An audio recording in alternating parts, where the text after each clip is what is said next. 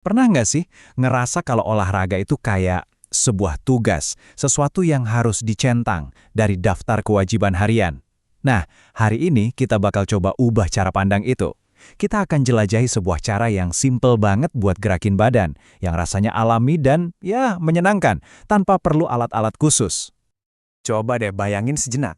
Gimana kalau olahraga itu rasanya ringan, mengalir, kayak kita lagi asyik ngikutin alunan musik yang kita suka. Nah, konsep inilah yang jadi inti dari pembahasan kita kali ini. Jadi, apa sih sebetulnya kekuatan di balik gerak berirama itu? Biar paham, kita harus mulai dari dasarnya dulu. Ini dia kuncinya. Intinya tuh simpel banget, gerak berirama itu ya gerakan tubuh kita yang ngikutin sebuah ritme. Bisa dari musik, ketukan, atau bahkan sekedar hitungan di dalam kepala kita. Nggak perlu alat mahal, nggak perlu teknik yang rumit. Ini gerakan buat semua orang di mana aja. Oke, tapi kenapa ini penting? Soalnya, gerak berirama itu bukan cuma soal olahraga fisik. Ada banyak banget manfaat tersembunyi yang dampaknya itu ke seluruh tubuh dan pikiran kita. Yuk, kita bongkar satu persatu.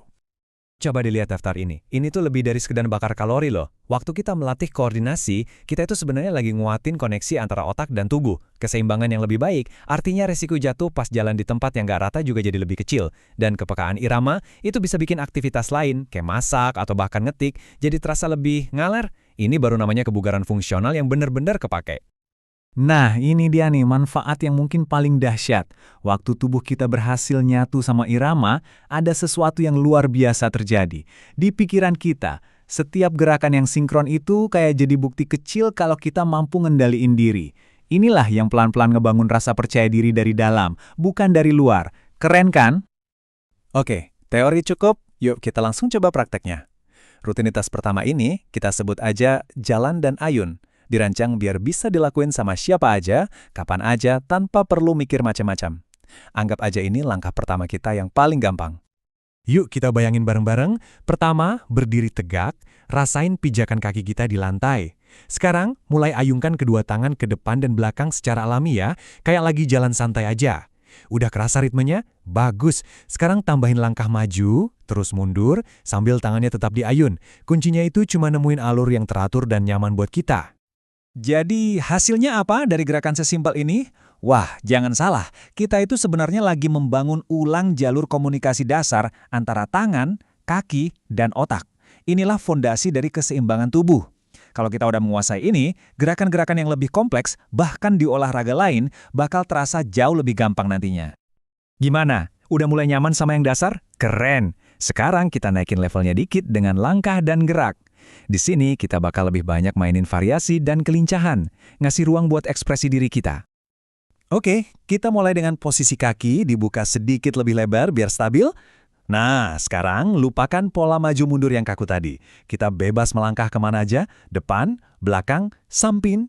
Dan bagian paling serunya, nggak ada aturan baku buat gerakan tangan. Mau diangkat, diayun, direntangin, ini momen kita buat dengerin irama dan biarin tubuh ngerespon secara intuitif. Ini bagus banget buat melatih otak kita beradaptasi. Coba deh perhatiin manfaatnya di sini. Ini bukan cuma soal kelincahan fisik loh. Buat nyatuin langkah dan gerakan tangan yang bervariasi dengan sebuah ritme, kita butuh fokus. Dan pas kita berhasil melakuinya, ada lonjakan rasa percaya diri yang nyata banget. Kita ngebuktiin ke diri sendiri kalau kita bisa menguasai gerakan yang kompleks dan nyiptain keteraturan dari kebebasan. Nah, biar lebih jelas, kita bandingin langsung aja ya. Kalau tujuan utama kamu itu ngebangun dasar keseimbangan dan kebugaran, jalan dan ayun itu pilihan yang pas banget. Tapi kalau kamu mau nantang kelincahan dan fokus mental, langkah dan gerak adalah jawabannya. Keduanya ini saling melengkapi dengan sempurna.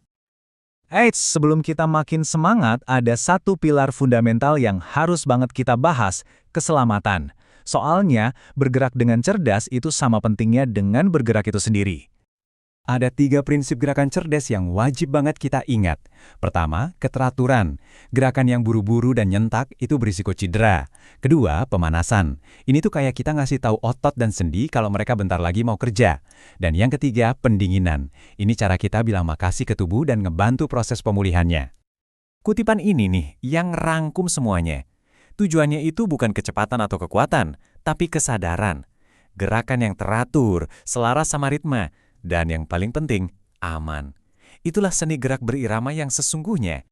Jadi, itulah kekuatan dari gerak berirama, sebuah undangan sederhana untuk jadi lebih sehat dan lebih bahagia. Pertanyaannya sekarang bukan lagi apakah Anda perlu bergerak, tapi irama apa yang bakal menggerakkan kamu hari ini. Coba deh, pilih satu dan mulai aja.